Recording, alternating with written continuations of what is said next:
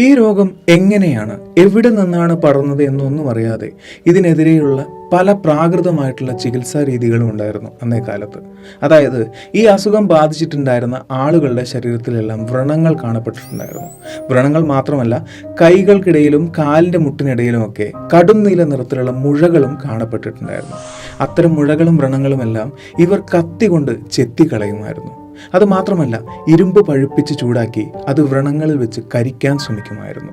ചിലർ പച്ചില മരുന്നുകൾ കൂട്ടിക്കെട്ടി ഈ രോഗബാധിതരായിട്ടുള്ള ആളുകളുടെ വ്രണങ്ങളിൽ വെച്ച് കെട്ടിപ്പൊതിഞ്ഞു വെക്കും. 3-4 ദിവസങ്ങൾ കഴിഞ്ഞ് ഈ ശരീരം തുറന്നു നോക്കുമ്പോൾ ആളുകൾ മരിക്കുകയും ആ ശവശരീരം ജീർണിച്ചു കിടക്കുകയും ചെയ്തിട്ടുണ്ടായിരുന്നു. ഇത്തരത്തിലുള്ള പല പ്രാകൃതമായിട്ടുള്ള ചികിത്സാ രീതികളായിരുന്നു അവർ ചെയ്തിട്ടുണ്ടായിരുന്നത്. അതുകൊണ്ട് തന്നെയായിരിക്കാം മരണസംഖ്യ വളരെയധികം കൂടുകയും ചെയ്തിട്ടുണ്ടായിരുന്നത്.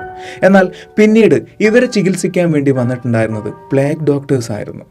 അവരുടെ രൂപം വളരെ വ്യത്യസ്തമായിരുന്നു. അതായത് അന്ന് ഇവരെ ചികിത്സിക്കാൻ എത്തിയിരുന്ന ഡോക്ടർമാരെല്ലാം ഒരു പ്രത്യേക രൂപത്തിലായിരുന്നു വന്നിട്ടുണ്ടായിരുന്നത്. ഇപ്പോൾ നിങ്ങൾ കണ്ടുകൊണ്ടിരിക്കുന്ന ഈ രൂപമാണ് അന്ന് ഡോക്ടർമാർ ഉപയോഗിച്ചിട്ടുണ്ടായിരുന്ന വേഷം.